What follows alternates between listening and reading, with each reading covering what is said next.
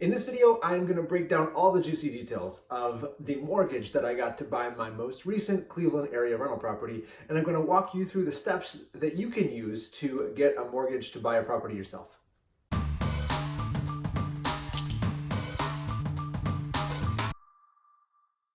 What's up, YouTube? Welcome back to the Cleveland Investor Primer channel. My name is Rob, and I'm here to provide you with useful content on the topic of real estate investing, using my vast experience from investing over the course of a number of years.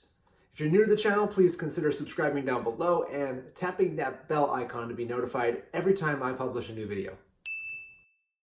I decided to make this particular video because I've found that there are a lot of content creators out there telling you, hey, it makes sense to use financing, use leverage to buy a property, other people's money, that whole shtick, but very seldom do you get the actual breakdown of the details of what that really means, of what those terms look like and how you actually go about it. So in this video, I'm gonna go through the property that I bought in summer of 2019, show you the exact details, all the exact costs, the mortgage breakdown, what the payments are, how I went about it, the whole 9 yards, so that you can get a better understanding of how it works and hopefully replicate that process for yourself if that's something that you want to do. The whole process for me for this particular purchase and this particular mortgage started in the spring of 2019 when I decided I wanted to buy yet another rental property in the Cleveland area and was planning to take a trip there in May of 2019. And I was looking for a likely price point of in the neighborhood of $100,000 in a solid A or B grade area.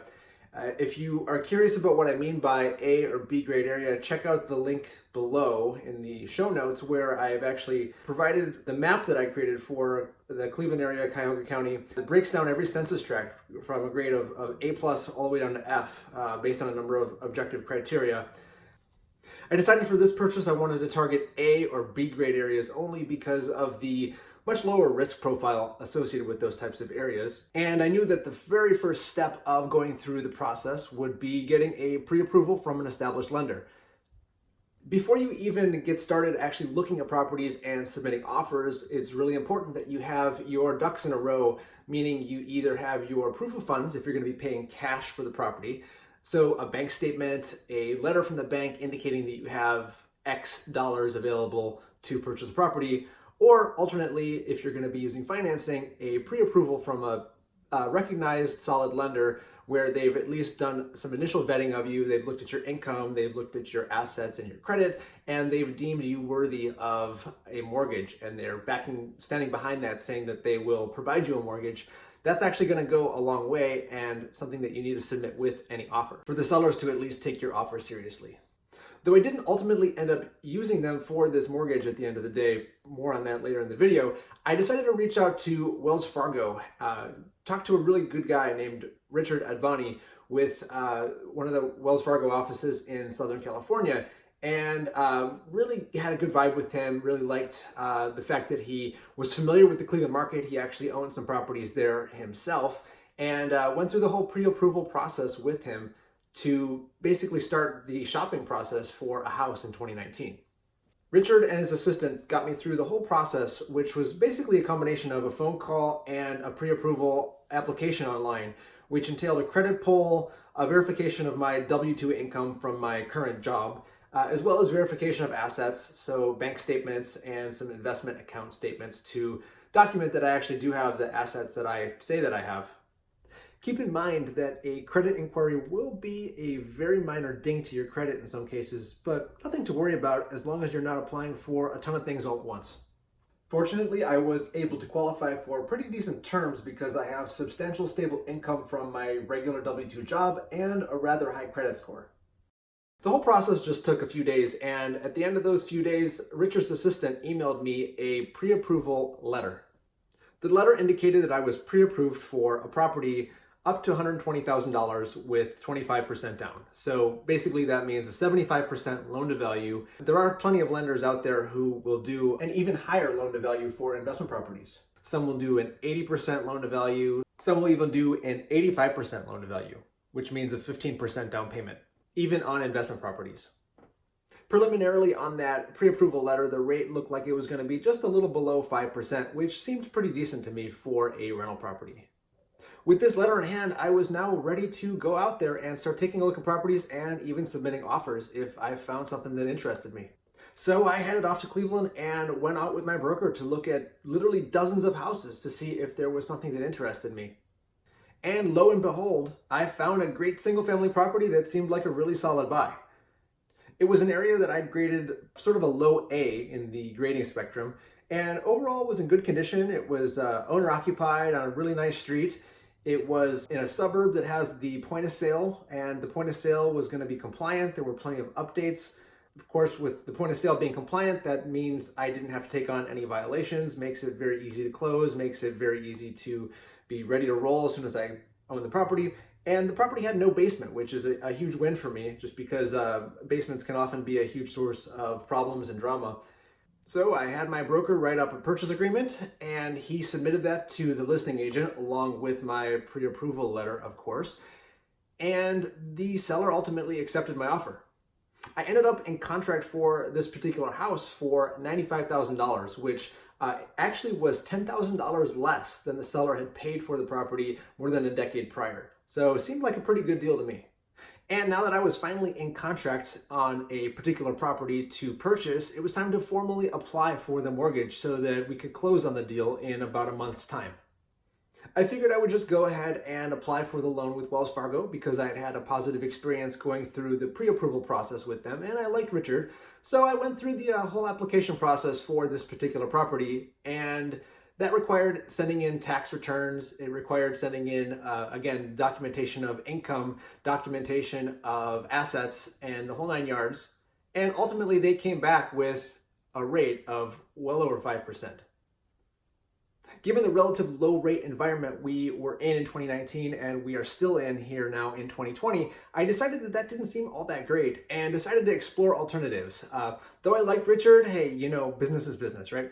And I decided to figure out if there were other mortgage brokers out there, other lenders that could beat that rate, maybe by a little, maybe by a lot. I ended up reaching out to a guy named Andy Morian, who was referred to me by my broker, my real estate broker, and had a great call with Andy and found that he was able to offer me a rate actually of 3.99% on a 30-year fixed rate mortgage with $4,000 and change in closing costs. And ultimately that was a deal that Wells Fargo just could not meet or beat. Andy actually used to work for Wells Fargo, but now works for a local Cleveland area mortgage brokerage named Brooker Mortgage.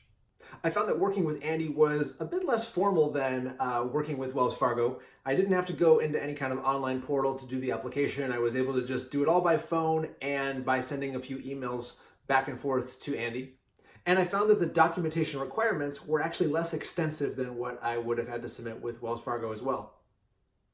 Ultimately, all they needed was 3 pay stubs showing the past month and a half, the last 2 years' taxes and W-2s, as well as proof of funds from my bank accounts for the down payment, as well as any reserves. They of course want to have about 6 months of reserves shown in your savings so that you can handle the payments on the mortgage, as well as any taxes and insurance that goes along with it.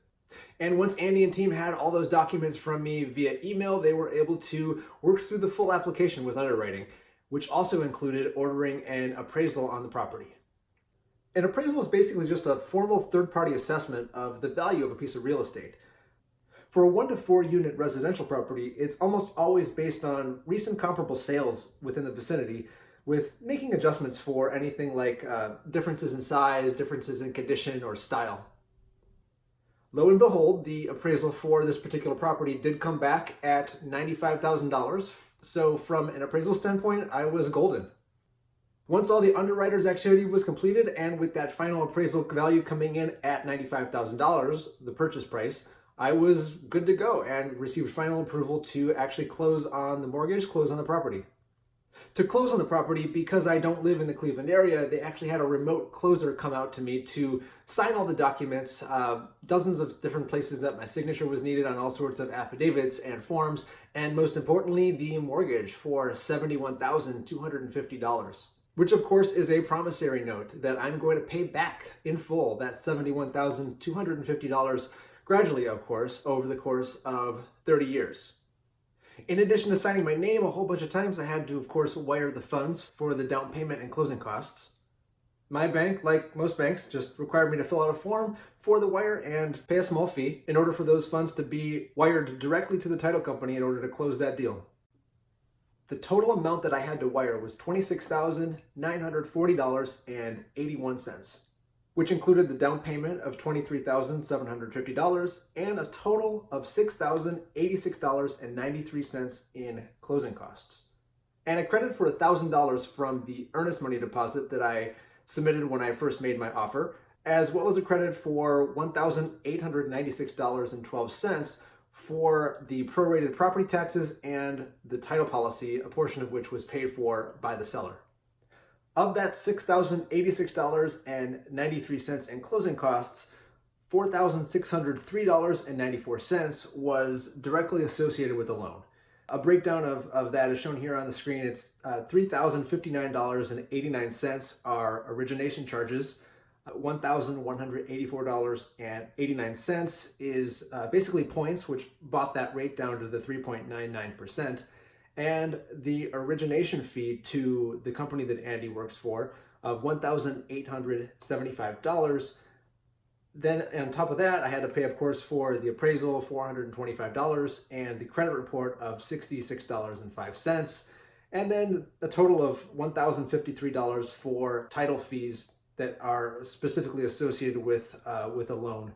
Title costs that are above and beyond what you'd have to pay for if you were to just buy a property in cash.